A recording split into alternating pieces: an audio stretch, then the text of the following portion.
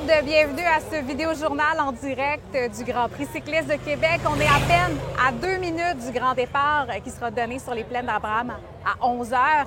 Et je suis en très bonne compagnie pour vous en parler aujourd'hui. Je suis aux côtés de mon collègue journaliste au sport, Guillaume Piébeuf. Salut Guillaume. Salut Anne-Sophie. Es-tu aussi excité que moi? Bien, évidemment, c'est toujours excitant de recevoir plusieurs des meilleurs cyclistes au monde ici à Québec. C'est le cas chaque année depuis maintenant bientôt 15 ans.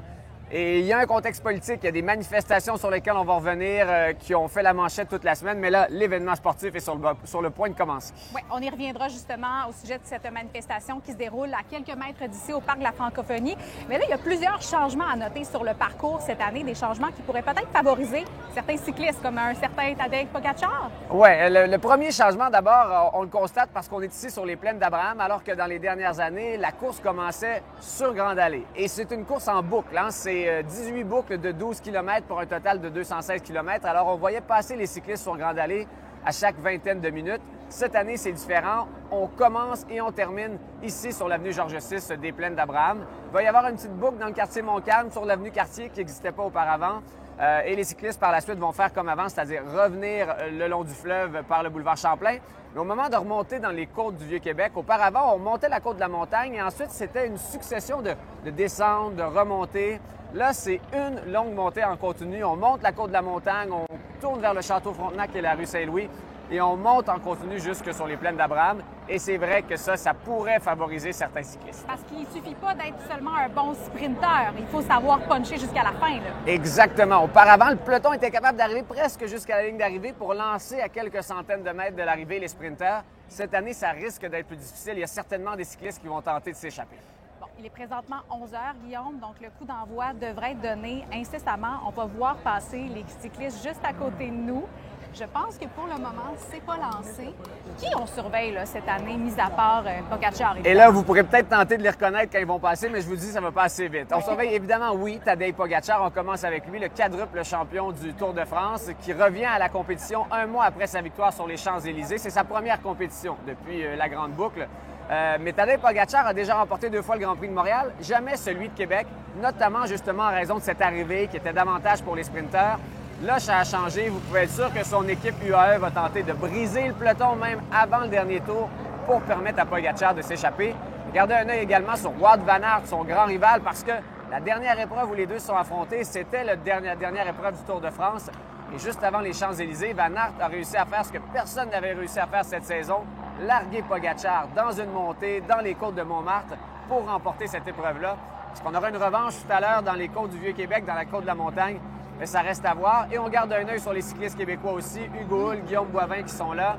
Leur coéquipier Michael Woods, qui avait remporté une étape du Tour de France il y a quelques années, devait y être. Ça devait être la fin de sa carrière. Malheureusement, une blessure va l'empêcher de participer. L'année dernière, si je ne me trompe pas, c'est un Australien qui avait gagné les grands honneurs ici. Est-ce qu'il y a encore des chances cette année? Michael Matthews, c'est un peu le roi à Québec. Il faut dire que lui-même est un puncher sprinter. Il aimait bien l'ancien parcours. Il a gagné pour la 3e fois l'an dernier. Mais il est de retour dans un contexte particulier cette année. Début juin, en camp d'entraînement, il a subi une embolie pulmonaire. Il va participer à ses premières courses depuis ce moment-là, mais il nous a dit que quand il a été hospitalisé, il avait des douleurs à la poitrine et les médecins lui ont dit que s'il avait continué à s'entraîner encore quelques jours de la même façon, il se serait probablement tué sur son vélo. Ça remet tout en perspective, évidemment, pour l'Australien de 34 ans, qui ne visera probablement pas la victoire aujourd'hui à Québec. On sent que ça s'active autour, les voitures partent à pied. On va les voir passer. Ouais. Ça sent bien.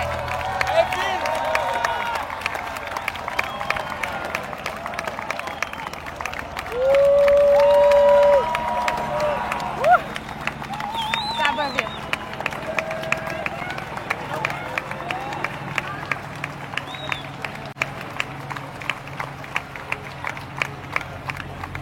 Hey, c'est déjà terminé? Oui, et vous avez peut-être vu que les 2 premiers à l'avant, c'était des cyclistes de l'équipe canadienne. L'équipe canadienne est toujours invitée à participer à ce Grand Prix cycliste, là, bien qu'elle ne fait pas partie du World Tour. Et souvent, pour les jeunes de l'équipe canadienne, c'est plaisant de s'échapper dès le début. On a son moment devant le peloton, devant les caméras de télévision. Alors, ces athlètes-là ne vont pas rester en avant tout le long, mais c'est généralement ça qui arrive. On a toujours quelques jeunes de l'équipe canadienne qui vont un peu montrer la feuille d'érable justement en avant de la course, en début de course. Et si vous posiez la question, ce qu'on vient de voir passer devant nous, c'était 161 coureurs d'une trentaine de pays différents. On aurait dit qu'il y en avait 20. Ça a vraiment défilé à vive allure. Et parlons maintenant de cette manifestation qui se déroule en marge du Grand Prix cycliste, manifestation pro-palestinienne. C'est qu'en fait, ces gens-là s'opposent à la présence de l'équipe Israël Premier Tech. C'est une équipe qui est possédée par un homme d'affaires de Québec, qui s'appelle Sylvan Adams. En fait, qu'est-ce qu'on leur reproche exactement? Bien, effectivement, les manifestations qu'on va voir ici à Québec, mais surtout qu'on a vues dans les dernières semaines au Tour d'Espagne, à la Vuelta, qui ont même perturbé des courses, qui ont forcé l'organisation à raccourcir des courses pour des raisons de sécurité, elles sont dues à la présence dans le peloton de cette équipe nommée Israël Premier Tech. L'équipe n'est pas commanditée par l'État israélien en tant que tel, comme c'est le cas avec d'autres équipes comme UAE, l'équipe des Émirats arabes unis. Sauf que Sylvan Adams, cet homme d'affaires donc québéco-israélien qui vit aujourd'hui à Tel Aviv, a choisi, lui, que Israël soit dans le nom de son équipe, que les couleurs d'Israël soient les couleurs de son équipe. On dit de lui qu'il est proche également du président Benjamin Netanyahou. Alors, c'est un peu ce qui est à l'origine de ces manifestations-là. Maintenant, c'est aussi l'équipe la plus québécoise du peloton parce que l'autre commanditaire de l'équipe, c'est Premier Tech, l'entreprise de Rivière-du-Loup. Et donc, évidemment, qu'on sentait un malaise cette semaine pour les Québécois de l'équipe, pour l'organisation ici des Grands Prix cyclistes. On a décidé d'utiliser IPT pour désigner l'équipe cette semaine. Même dans l'affichage des Grands Prix cyclistes, on a remplacé... retire complètement Israël sur les Premier maillots. Tech, exactement, pour IPT, pour tenter un peu d'apaiser les manifestants. Maintenant, l'objectif aujourd'hui, c'était que les manifestants n'interfèrent pas avec la course parce que tout le monde a rappelé cette semaine, les athlètes, le maire de Québec, le directeur général des Grands Prix cyclistes, que le droit de manifester est un droit constitutionnel, qu'ils ont le droit de le faire, qu'ils ont des raisons valides de le faire.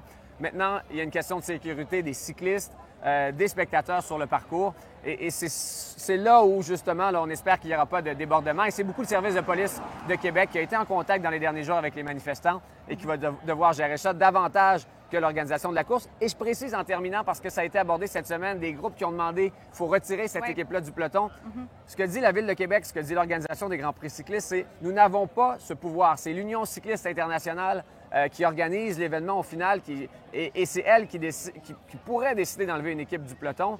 Mais la Ville de Québec, l'organisation du Grand Prix cycliste n'avait pas ce pouvoir. C'est ce qu'on nous a dit cette semaine. Voilà, et je crois que le collectif de Québec pour la paix, donc qui, on va dire, organise la manifestation, souhaitait surtout que le maire de Québec, Bruno Marchand, dénonce finalement la présence de l'équipe sans pour autant empêcher sa venue, parce que, comme tu l'as dit, c'est l'Union cycliste internationale qui a ce pouvoir absolu-là. Et pour finir, Guillaume, toi, ton podium, on va dire ton pool de la journée, ce serait quoi? Ah là là, je pense qu'on va devoir y aller avec Tadej Pogačar en premier. Je pense que son équipe UAE va peut-être briser le peloton. Et disons, pourquoi pas Wout van Aert en deuxième et Julian Alaphilippe en troisième, mais je suis probablement trop dans les favoris. Là. Il y a des cyclistes qu'on n'attend pas qui vont s'immiscer sur ce podium-là. Et peut-être bien que les sprinteurs vont nous surprendre. Arnaud Delis, le Belge qui a gagné il y a 2 ans, sera aussi à surveiller. Merci beaucoup, Guillaume. Et je termine en vous disant un petit mot sur cette manifestation qui est en cours depuis 9 heures au Parc de la Francophonie, donc qui est à quelques mètres du départ de la course. Il faut dire qu'il y a une dizaine de minutes d'ici, il y a une scène où les cyclistes étaient présentés équipe par équipe. Il y avait là à peu près une trentaine de manifestants qu'on pouvait apercevoir avec des pancartes qui appelait finalement à l'annulation finalement de l'équipe là, au Grand Prix cycliste, des pancartes où on affichait Gaza, des pancartes aussi, pas des pancartes, mais je veux dire des drapeaux palestiniens également, une trentaine de personnes, mais pour le moment, du moins, on note aucun débordement. Alors voilà, merci d'avoir été avec nous pour ce vidéojournal en direct et on se reparle très bientôt. Bye bye!